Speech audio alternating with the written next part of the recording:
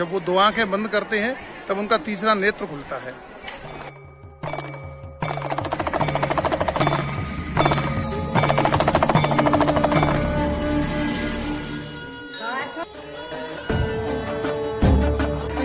यहाँ पर दर्शन कराएंगे हम आपको ऐसे नंदी के जिनके 3 नेत्र और 3 सींग हैं।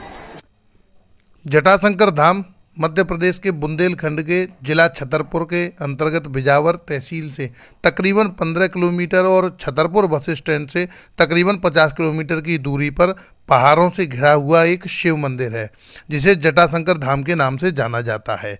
इस प्राचीन मंदिर में गौमुख से पानी की धारा निरंतर गिरती रहती है, जिससे शिव शंकर भगवान का जलाभिषेक होता है।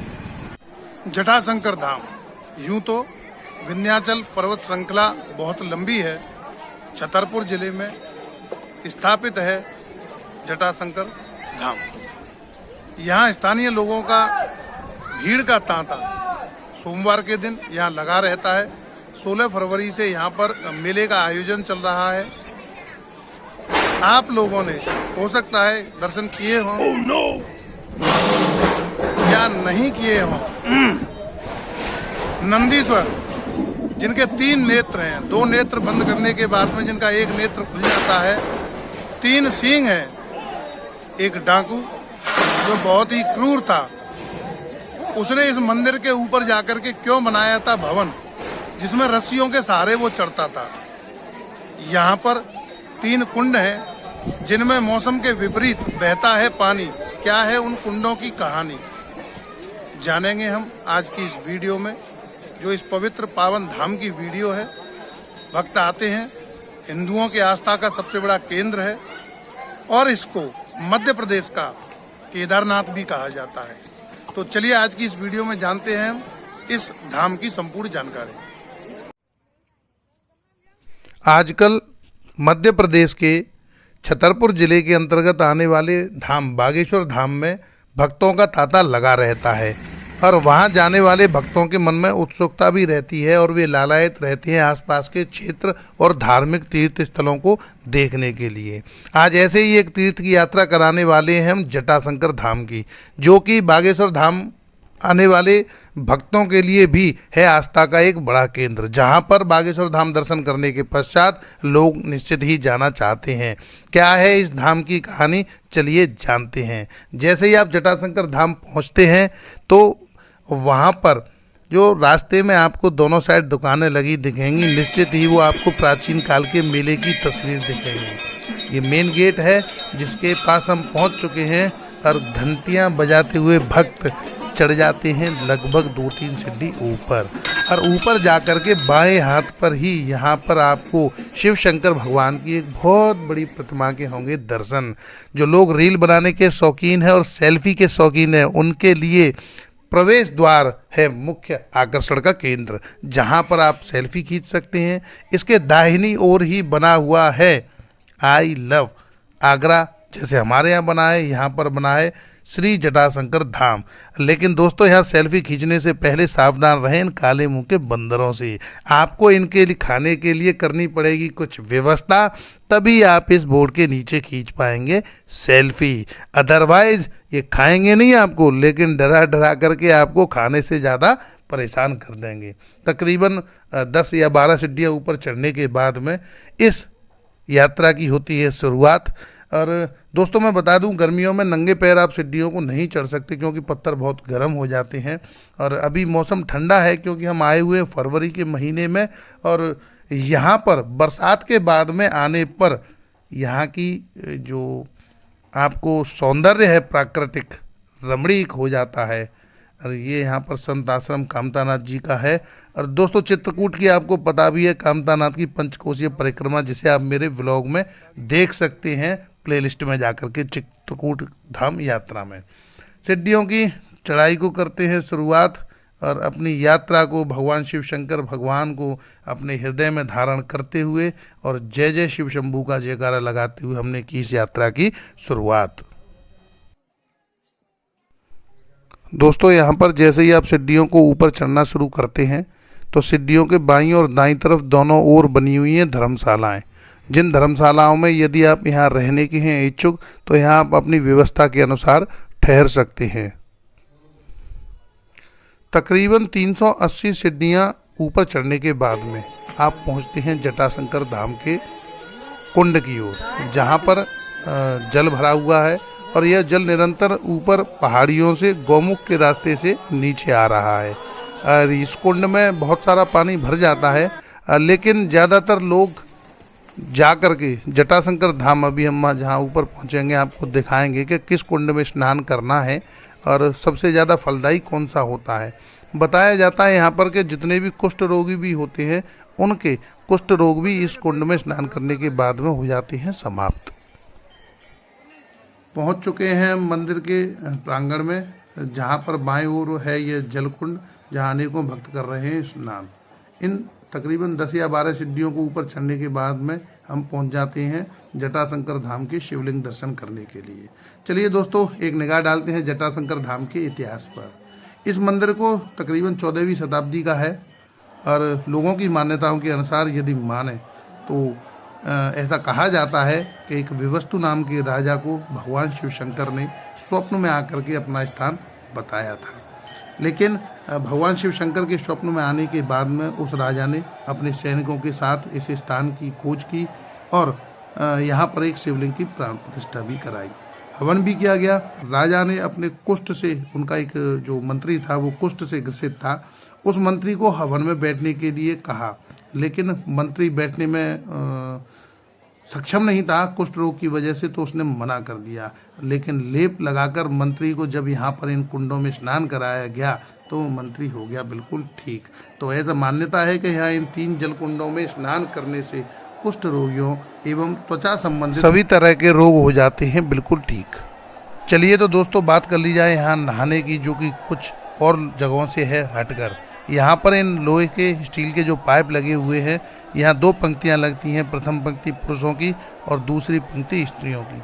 आप देख सकते हैं घुमावदार रेलिंग में घूमते हुए लोग निकल करके आ जाते हैं बाहर की ओर, जहाँ पर गिर रहा है गौमुख से जल, और इस जल कुंड में स्नान करते हैं। लेकिन दोस्तों, मैं आपको एक बात बता दूं जिसका आपको विशेष ध्यान रखना है।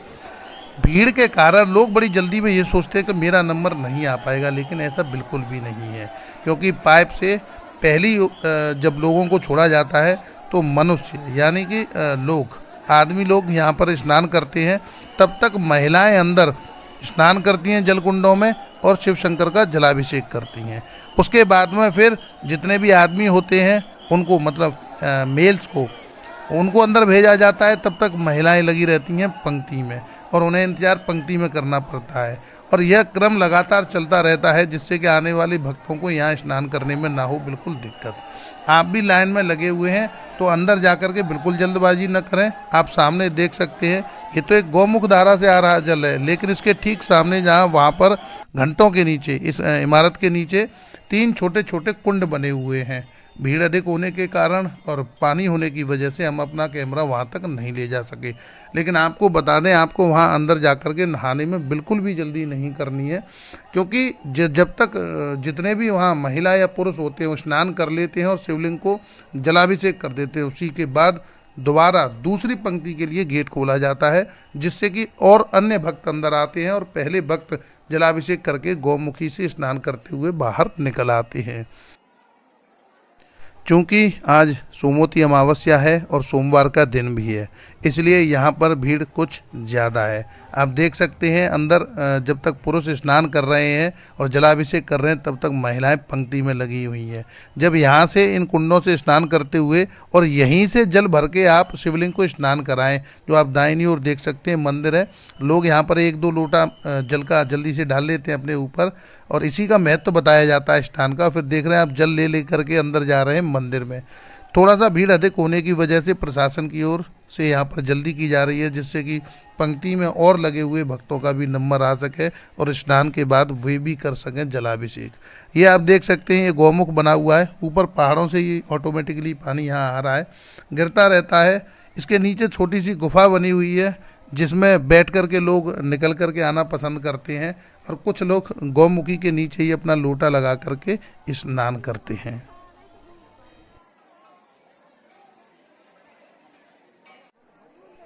ऊपर से जब हम इस नज़ारे को देखते हैं तो यह बहुत ही सुंदर और आपके मन को मोहने वाला लगता है।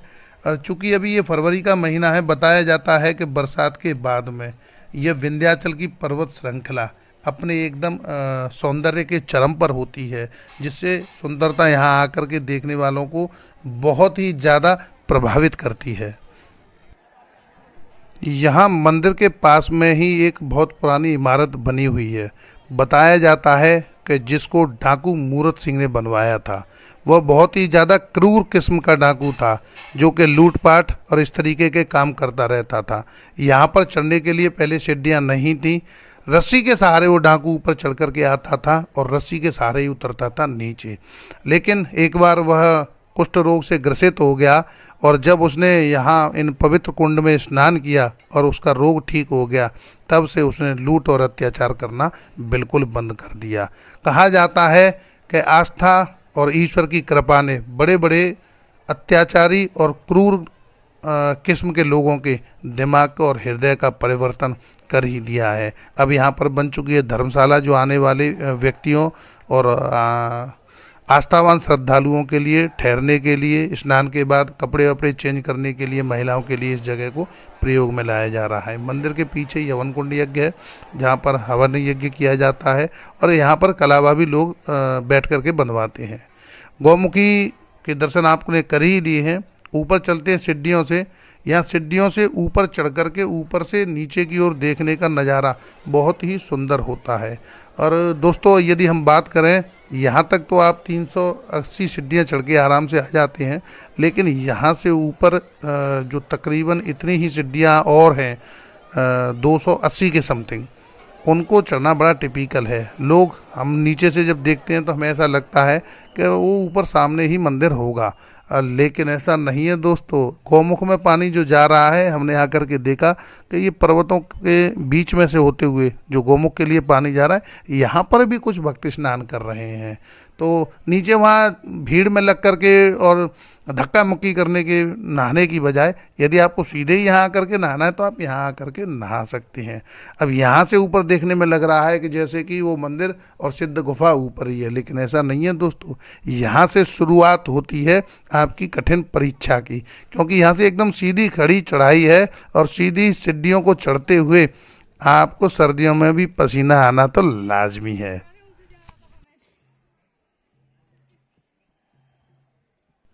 जटाशंकर धाम में दर्शन करने आने वाले भक्तों के लिए सबसे ज़्यादा जो आकर्षण का बिंदु रहता है, वो रहता है यहाँ पर एक नंदी महाराज हैं, जिनके 3 सींग हैं और 3 नेत्र हैं। बताया जाता है कि जब वो दोनों आँखों को बंद करते हैं तो उनका बीच का नेत्र खुल जाता है। यह रहस्य जानने के लिए भी अनेकों श्रद्धालु यहाँ आकर के और उन नंदी के दर्शन करते हैं। तकरीबन 280 सीढ़ियों को ऊपर चढ़ने के बाद में हम यहाँ पर आ चुके हैं राधा कृष्ण के मंदिर दर्शन करने के लिए। यहाँ ऊपर आकर के आपको एकदम बिल्कुल प्लेन जगह दिखेगी, जहाँ आकर के आप एकदम आश्चर्य करेंगे कि पहाड़ के ऊपर आकर के एक टापूनुमा स्थिति आपको यहाँ दिखाई देगी। यहाँ लगता हुआ मेला और बच्चों के खेल खिलौने और भोजन की व्यवस्था भी यहाँ पर बहुत सुंदर है। छोटे छोटे ढाबे बने हुए हैं। और हाँ दोस्तों, यदि आप यहाँ से टैक्सी ऑटो से फिर नीचे जाना चाहते हैं या छतरपुर जाने के इच्छुक हैं तो आप यहाँ से भी बस और ऑटो में बैठ सकते हैं। और बस ऑटो के द्वारा आप जब उधर से आ रहे हैं तो एक निश्चित ऑटो में बैठ कर के ही आपको ऊपर आना पड़ेगा, फिर सीढ़ियों से नीचे उतर के आप जटाशंकर धाम के कर सकते हैं दर्शन। तो चलिए दोस्तों, करते हैं अति प्राचीन मंदिर राधा कृष्ण के यहाँ पे मंदिर बना हुआ है और यहाँ पर बालाजी सरकार का भी मंदिर बना हुआ है। एक होटल बना हुआ है जिसे देख करके थोड़ी सी भूख छटपटा रही थी, लेकिन हम लोगों ने निर्णय किया था कि हम भोजन नीचे उतर के ही करेंगे। लेकिन भाई, जब भोजन की खुशबू आए तो आपके मन को तो वो बार बार बुलाए। बच्चों के लिए यहाँ पर मैंने जैसा बताया कि मेला लगा हुआ है और इस समय ये मेले का टाइम है, हो सकता है इस वजह से ही यहाँ पर मेला लगा हुआ हो और बच्चों के लिए ये क्रिएटिविटी और थोड़ा सा उनके मनोरंजन के साधन हैं। सामने ही बना हुआ है राधा कृष्ण का मंदिर, जो कि बहुत ही सुंदर दिखाई देने वाला है। एकदम शांति का स्थान है, जहाँ पर एक अनूठी शांति का अनुभव आप करेंगे। और यहाँ पर दर्शन करने के पश्चात कुछ देर मंदिर के प्रांगण में बैठिएगा। और वहाँ की हवा, वहाँ के वातावरण का आनंद जरूर लीजिएगा।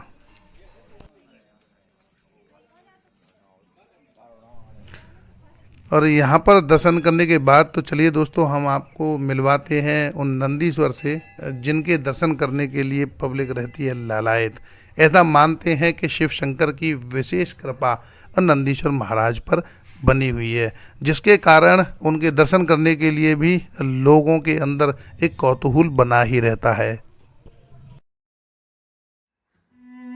तो दोस्तों ये हैं वे नंदीश्वर महाराज। आप देख सकते हैं इनके 3 सींग हैं और दोनों नेत्रों के बीच में आपको दिखाई दे रही होगा तीसरा नेत्र।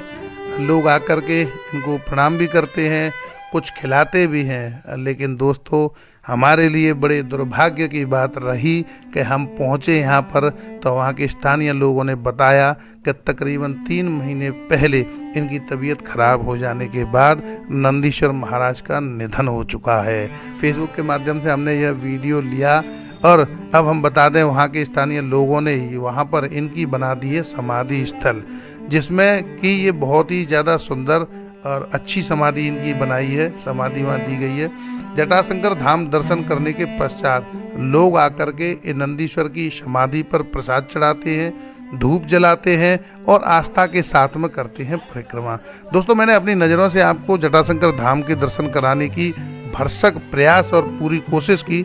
यदि आपको वीडियो अच्छा लगा हो तो मेरे चैनल को सब्सक्राइब करना, वीडियो में कमेंट में जटाशंकर धाम का जयकारा लगाना, और मेरी वीडियो अच्छी लगी हो और यहाँ आ रहे छतरपुर डिस्ट्रिक्ट या मध्य प्रदेश के पर्यटकों को मेरी वीडियो को शेयर जरूर कीजिए, क्योंकि साझा करने के बाद में यहाँ आने में और यहाँ को समझने में उन्हें आसानी होगी। बोले शंकर भगवान की।